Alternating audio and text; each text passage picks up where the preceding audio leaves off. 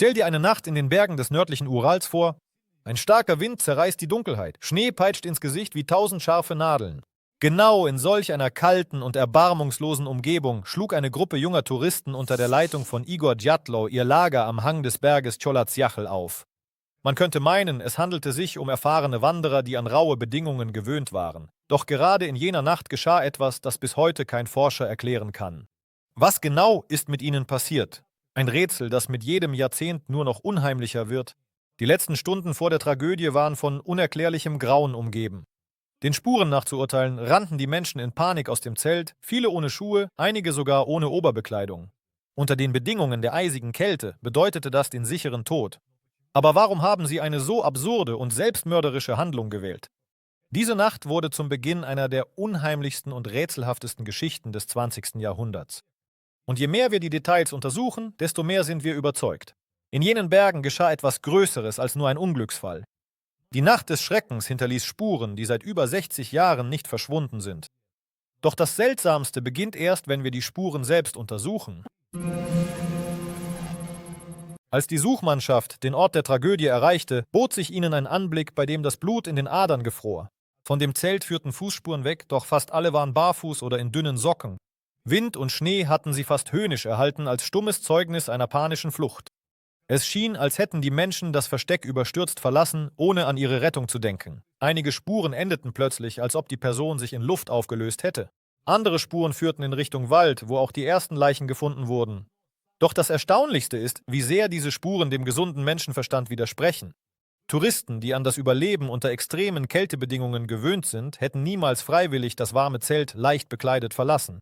Es gibt zahlreiche Hypothesen von der Einwirkung chemischer Substanzen bis hin zu Panik aufgrund eines unbekannten Geräusches. Doch keine der Theorien erklärt, dass die Spuren wie eine Geschichte einer verzweifelten Flucht erzählten, vor etwas Unsichtbarem und Ungeheuerlichem. Und je weiter die Suchtrupps den Spuren folgten, desto erschreckender wurde das Bild. Denn das, was sie im Wald fanden, ließ selbst die härtesten Menschen erstarren. Als sie das Zelt fanden, versetzte dessen Zustand alle in Ratlosigkeit. Der Stoff war von innen aufgeschnitten, als ob die Touristen waren in Panik versuchten sie herauszukommen, ohne den Eingang zu benutzen. Diese Entdeckung bleibt bis heute eine der unheimlichsten Tatsachen der Tragödie. Was könnte erfahrene Wanderer zu so einer Handlung getrieben haben? Im Inneren des Zeltes sah alles fast normal aus. Ordentlich zusammengelegte Sachen, Essen, das zum Abendessen vorbereitet war. Das bedeutet, dass die Tragödie sie völlig unvorbereitet traf. Vor allem aber hat niemand versucht, warme Kleidung oder Schuhe mitzunehmen. Es war, als ob die Angst so groß war, dass sie nur an die Flucht dachten. Einige Forscher behaupten, das Zelt sei später beschädigt worden und die Touristen seien selbst hinausgegangen. Doch zahlreiche Gutachten belegen, dass die Schnitte tatsächlich von innen gemacht wurden. Das bedeutet, dass die Gruppe das schützende Zelt bei tödlicher Kälte bewusst verlassen hat. Was haben sie außerhalb des Zeltes gesehen? Was könnte sie so sehr erschreckt haben, dass ihr Verstand aussetzte? Die Antworten verbargen sich im Wald, wo später die ersten Leichen gefunden wurden. Die ersten Toten wurden am Waldrand in der Nähe des Lagerfeuers gefunden. Sie waren barfuß, in Unterwäsche und hatten offensichtlich versucht, sich am Feuer zu wärmen. 2 von ihnen lagen nebeneinander, als hätten sie die Kälte nicht überlebt. Doch je weiter die Suchmannschaft vordrang, desto schaurigere Funde erwarteten sie. Einige der Leichen wiesen Knochenbrüche auf, die nur mit den Folgen eines schweren Autounfalls vergleichbar sind. Bei einem der Mädchen fehlte die Zunge, bei anderen waren Schädel und Brustkorb beschädigt. Und was noch seltsamer war, an ihren Körpern gab es kaum äußere Verletzungen. Es schien, als hätte eine unbekannte Kraft sie von innen heraus zerquetscht. Diese Verletzungen konnten nicht einfach durch eine Lawine oder einen Sturz verursacht worden sein. Wissenschaftler und Forscher zerbrachen sich jahrzehntelang den Kopf, um diese Fakten zu erklären. Doch alle Theorien prallten an der kalten Wand der Realität ab. Genau zu diesem Zeitpunkt hatte die Ermittlungsbehörde einen Grund, viele Dokumente als geheim zu kennzeichnen. Aber was haben sie verborgen? Viele Jahre lang waren die Akten des Falls unter Verschluss. Erst Jahrzehnte später wurde bekannt, dass in den Archiven Informationen aufbewahrt wurden, die das Verständnis des Geschehenen völlig verändern konnten. Geheime Berichte erwähnten seltsame Zeugenaussagen. In jener Nacht wurden über dem Pass Feuerbälle gesehen und im Gebiet der Tragödie wurde eine erhöhte Strahlung festgestellt. Einige Seiten der Akte verschwanden spurlos, als hätte jemand bewusst Informationen entfernt. Die Frage ist, warum sollte man einen gewöhnlichen, tragischen Unfall verbergen? Die Antwort drängte sich von selbst auf. Die Tragödie stand mit etwas in Verbindung, das nicht an die Öffentlichkeit gelangen durfte. Gerade durch die Freigabe eines Teils der Dokumente entstanden Theorien über militärische Tests und geheime Waffen. Und sogar darüber, dass die Wanderer Zeugen von etwas wurden, das sie nicht hätten sehen dürfen. Doch all das ist nur die Spitze des Eisbergs. Die eigentlichen Entdeckungen begannen, als die Forscher erneut auf die militärische Spur aufmerksam wurden. Unmittelbar nach dem Auffinden der Leichen begannen in den Uralarchiven Gerüchte zu kursieren. Die örtlichen Behörden wussten genau, was passiert war, konnten aber nicht offen darüber sprechen. Am Ort der Tragödie fand man nicht nur Spuren der Wanderer selbst, sondern auch seltsame Metallfragmente, deren Herkunft offiziell nie bestätigt wurde. Nach den Erinnerungen von Augenzeugen befand sich das Gebiet des Djatlov-Passes damals in einer militärischen Testzone. Hier könnten neue Waffentypen getestet worden sein, von Fallschirmleuchtbomben bis hin zu Raketensystemen. Einige Forscher sind der Meinung, dass die Wanderer zufällige Zeugen dieser Tests wurden, woraufhin eine tragische Kette von Ereignissen folgen konnte. Die Befürworter der militärischen Theorie verweisen auf die erhöhte Strahlenbelastung an der Kleidung mehrerer Opfer sowie auf das merkwürdige Verhalten der Behörden bei den Ermittlungen. Dokumente verschwanden, Zeugen wurden zum Schweigen gebracht und die Ermittler erhielten Anweisungen von oben, den Fall so schnell wie möglich zu schließen. Doch selbst militärische Geheimnisse erklären nicht alles. Denn auf diesen Bergen lastete eine uralte Mystik, vor der man sich schon lange vor dem Aufkommen von Waffen und Geheimnissen fürchtete. Die Berge des nördlichen Urals sind von Legenden umwoben. Die einheimischen Mansen nannten den Kholat Syachl den Berg der Toten. Dieser Ort galt als verboten und selbst die mutigsten Jäger versuchten ihn zu meiden. Aberglaube? Vielleicht, aber es erscheint zu unheimlich, dass ausgerechnet dort die Djatlov-Gruppe ums Leben kam. Die Mansen erzählten Geschichten von Geistern, die auf den Gipfeln wohnen, von geheimnisvollen Lichtern, die in der Nacht schweben und von Menschen, die spurlos verschwanden. Und als die Touristen genau dorthin aufbrachen, warnten die Ältesten sie vor drohendem Unheil. Diese Legenden schaffen eine besondere Atmosphäre um die Tragödie, denn manchmal verschwimmt die Grenze zwischen Mythos und Realität. Was, wenn die uralten Ängste der Mansen auf etwas beruhten, das tatsächlich in jenen Bergen verborgen ist? Und als man begann, die Leichen der Touristen zu untersuchen, bekamen die mystischen Geschichten neue Nahrung. An ihrer Kleidung wurden ein seltsames Leuchten und Spuren von Radioaktivität gefunden. Als Experten die Kleidung der Verstorbenen untersuchten, erlebten sie einen echten Schock. An mehreren Kleidungsstücken lag der Strahlungswert deutlich über der Norm. Das konnte kein Zufall sein. Aber woher kam die Radioaktivität in den Bergen? Einige Theorien behaupten, dass die Touristen mit den Folgen von Atomtests in Berührung kamen. Andere vermuten, dass sie auf geheime Materialien oder Ausrüstung gestoßen sind. Aber es gibt noch mystischere Erklärungen, wonach das Leuchten und die Strahlung mit rätselhaften Himmelserscheinungen zusammenhingen, die Augenzeugen in jener Nacht beobachteten. Gerade diese Entdeckung brachte Dutzende Theorien hervor. Von einem Kontakt mit unbekannten Technologien bis hin zu einer katastrophalen Explosion. Doch keine einzige Version konnte alle Details endgültig erklären. Inzwischen behaupteten immer mehr Zeugen, in jener Nacht leuchtete der Himmel über dem Pass auf seltsame Weise. Einheimische berichteten, dass man über dem Nordural feurige Kugeln, diese Erscheinungen erinnerten an riesige leuchtende Objekte, die am Himmel schwebten. Manche hielten sie für militärische Raketen, andere für Zeichen übernatürlicher Kräfte. Aber Tatsache bleibt Tatsache. Die zeitliche Übereinstimmung mit der Tragödie war beängstigend. Die Aufzeichnungen der Augenzeugen sind in den Archiven erhalten geblieben. Die Menschen berichteten von einem Leuchten, das sich über den Himmel bewegte und die Berge erhellte, als wäre es Tag. Einige behaupteten, dass diese Objekte ein seltsames Brummen von sich gaben. In offiziellen Berichten wurden sie als Lichtanomalien bezeichnet, doch ihr Ursprung konnte nie erklärt werden. Gerade diese Schatten am Himmel wurden zu einem der größten Rätsel im Fall Djatlov. Was war das? Ein Test, eine Waffe, atmosphärische Phänomene oder etwas, das unser Verständnis übersteigt? Um das zu verstehen, muss man zu dem Berg zurückkehren, der schon vor der Tragödie einen schlechten Ruf hatte. Unter den Mansi trägt dieser Berg den düsteren Namen Berg der Toten.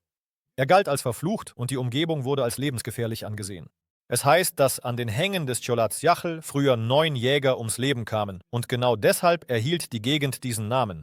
Die Touristen, die dorthin aufbrachen, kannten vielleicht nicht alle Einzelheiten, aber die Warnungen hatten sie auf jeden Fall gehört. Doch da sie jung und mutig waren, schenkten sie den Warnungen keine Beachtung und genau dort, an diesem kalten und öden Hang, schlugen sie ihr letztes Lager auf. Heute sind viele Forscher überzeugt, dass der Berg eine besondere Rolle in der Tragödie spielte, nicht nur als Ort des Geschehens, sondern auch als Symbol, das von Mystik und Angst umgeben ist. Kholat Syachl schien alle Geheimnisse in sich aufgenommen zu haben, die den Tod der Djatlov-Gruppe umgeben. Doch selbst angesichts dieser mythischen Aura gaben die Wissenschaftler nicht auf. Sie suchten nach einer rationalen Erklärung und wandten sich der naheliegendsten Theorie zu, einer Lawine. Doch es stellte sich heraus, dass alles nicht so einfach war. Die offizielle Version der Tragödie blieb über viele Jahre hinweg unverändert. Die Lawine, angeblich löste sich eine Schneeschicht, stürzte auf das Zelt, zerdrückte die Menschen und in Panik rannten sie in die Nacht hinaus. Doch diese Version warf zu viele Fragen auf. Der Hang, auf dem das Zelt stand, war für eine Lawine zu flach. Den Schnee, der die Touristen hätte bedecken können, fanden die Suchmannschaften nicht. Und das Zelt stand teilweise noch ohne Anzeichen eines starken Aufpralls von oben. Außerdem ließen sich die Verletzungen einiger der Verstorbenen nicht einfach durch eine Schneelawine erklären. Die Brüche der Brustkörbe und Schädel sahen so aus, als wären sie durch einen gewaltigen Schlag verursacht worden, vergleichbar mit der Wucht eines Autounfalls. Dabei gab es auf der Haut kaum Schnittwunden oder Blutergüsse. Zu vieles passte einfach nicht zusammen. Eine Lawine konnte zwar einige Details erklären, aber nicht das gesamte Bild, und deshalb kehrten die Forscher immer wieder zu diesem Fall zurück. Jahrzehnte später versuchten gerade Wissenschaftler, diese Hypothese endgültig zu überprüfen. Doch anstatt das Rätsel zu lösen, machten sie es nur noch verworrener. Moderne Forscher konnten sich nicht damit abfinden, dass der Jatlow-Pass nur von Mythen und Vermutungen umgeben ist. In den 2000er Jahren tauchten neue Gutachten auf, die mit Hilfe von Computermodellen versuchten, die nächtlichen Ereignisse nachzustellen. Die Wissenschaftler betrachteten ein unwahrscheinliches, aber mögliches Szenario. Eine kleine Schneeschicht könnte genau in dem Moment auf das Zelt gestürzt sein, als die Wanderer schliefen. Das würde die panische Flucht und die von innen aufgeschnittenen Zeltwände erklären. Doch auch hier blieben Widersprüche. Warum wurde das Zelt nicht vollständig vom Schnee bedeckt? Warum wiesen einige der Leichen so schreckliche Verletzungen auf? Antworten auf diese Fragen wurden auf der ganzen Welt gesucht. Und unerwartet machten sich Schweizer Forscher an die Lösung des Rätsels, die einen Hinweis dort fanden, wo niemand ihn vermutet hätte, in einem Hollywood-Animationsfilm. Aber wie konnte eine Animation helfen, eines der schaurigsten Geheimnisse des vergangenen Jahrhunderts zu erklären? In der Schweiz ließ sich eine Gruppe von Wissenschaftlern, die Lawinen erforschten, von der Animation im Film Die Eiskönigin völlig unverfroren inspirieren.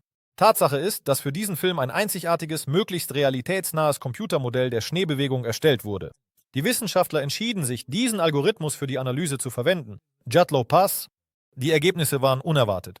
Der Computer zeigte, dass selbst eine dünne Schneeschicht unter bestimmten Bedingungen eine enorme Kraft entwickeln kann, die genau die Verletzungen verursachen kann, die bei den Touristen festgestellt wurden. Dabei musste das Zelt selbst nicht vollständig zerstört werden. Genau das sahen auch die Suchmannschaften. Es stellte sich heraus, dass eine Lawine doch die Ursache der Tragödie gewesen sein könnte. Aber es war keine gewöhnliche Lawine, sondern eine seltene Kombination von Faktoren, die für die Jatlow-Gruppe tödlich wurde. Doch selbst diese wissenschaftliche Antwort klärte nicht alle offenen Fragen. Denn es blieben noch andere Details, Radioaktivität, Feuerkugeln und seltsame Dokumente, die durch die Lawine nicht erklärt werden konnten. Als die Ergebnisse der Schweizer Untersuchungen bekannt wurden, beeilten sich viele, den Fall für abgeschlossen zu erklären. Aber diejenigen, die sich jahrzehntelang mit der Tragödie beschäftigt hatten, wussten, dass zu viele Details ungeklärt blieben. Ja, die Lawine könnte ein Schlüsselfaktor gewesen sein. Sie erklärt die Panik, die Flucht, die Verletzungen und den Tod durch Kälte. Aber wie erklärt man die Radioaktivität an der Kleidung? Wie erklärt man die Berichte über leuchtende Objekte am Himmel? Wie erklärt man die verschwundenen Seiten aus den Archiven? Einige Forscher sind der Meinung, dass die Wahrheit aus mehreren Teilen besteht. Vielleicht war die Lawine tatsächlich die unmittelbare Ursache der Tragödie, doch um sie herum verflechten sich militärische Geheimnisse, natürliche Anomalien und sogar mystische Zufälle. Diese Geschichte weigert sich geradezu eindeutig zu sein, und je näher wir der Lösung kommen, desto stärker wird das Gefühl, dass der Berg selbst seine Geheimnisse bewahrt. Heute sagt die offizielle Wissenschaft mit Überzeugung, die Lawine ist die Antwort. Doch die Öffentlichkeit ist nicht bereit, eine so einfache Version zu akzeptieren. Den Menschen erscheint sie zu banal für ein so schreckliches Geheimnis. Und tatsächlich, wenn es nur um eine Schneelawine gegangen wäre, hätten die Behörden dann wirklich jahrzehntelang die Unterlagen unter Verschluss gehalten? Geheim? Das Geheimnis des Jatlow-Passes bleibt lebendig, gerade weil es sich nicht in trockene Formeln pressen lässt. Sie birgt eine unheimliche Atmosphäre, unerklärliche Details und seltsame Zufälle. Sie lässt Forschern, Schriftstellern, Filmemachern und einfach Liebhabern des Mystischen keine Ruhe. Und vielleicht liegt genau darin die wichtigste Lösung. Der Pass wurde zum Symbol dafür, dass der Mensch die Natur nicht immer beherrschen kann. Und wenn wir mit Kräften konfrontiert werden, die größer sind als wir selbst, können die Folgen schlimmer sein, als wir es uns vorstellen können. Und dennoch, wenn man den Stimmen aus der Vergangenheit lauscht, kann man Hinweise bemerken, die die Gruppe selbst hinterlassen hat.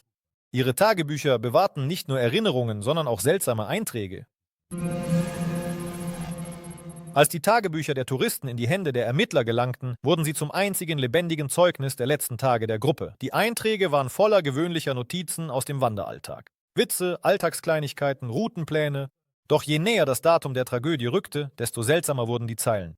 In einem der Tagebücher wurden geheimnisvolle Lichter erwähnt, die am Nachthimmel gesehen wurden. Andere Einträge vermittelten das Gefühl, als hätten die Jugendlichen eine nahende Katastrophe gespürt.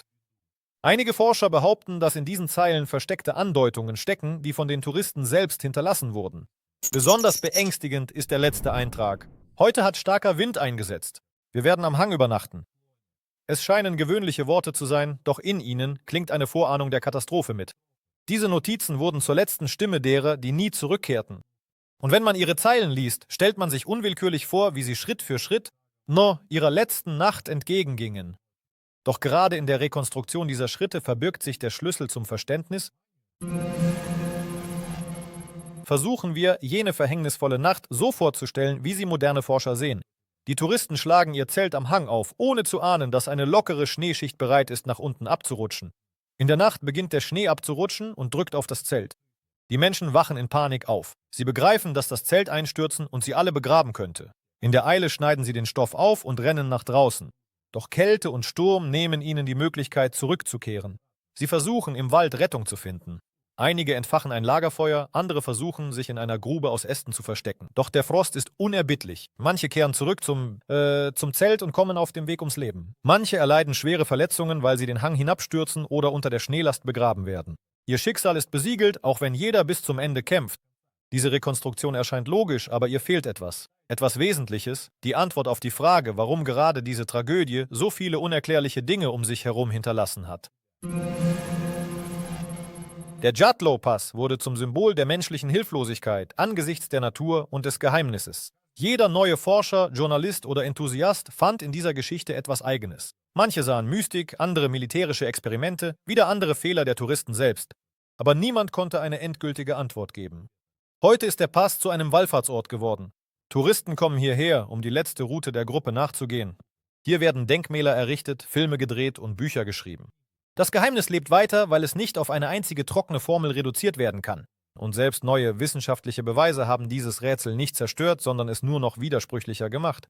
Denn eine Lawine kann vieles erklären, aber nicht alles. Und gerade diese Unausgesprochenheit bringt die Menschen dazu, immer wieder zu der Tragödie zurückzukehren.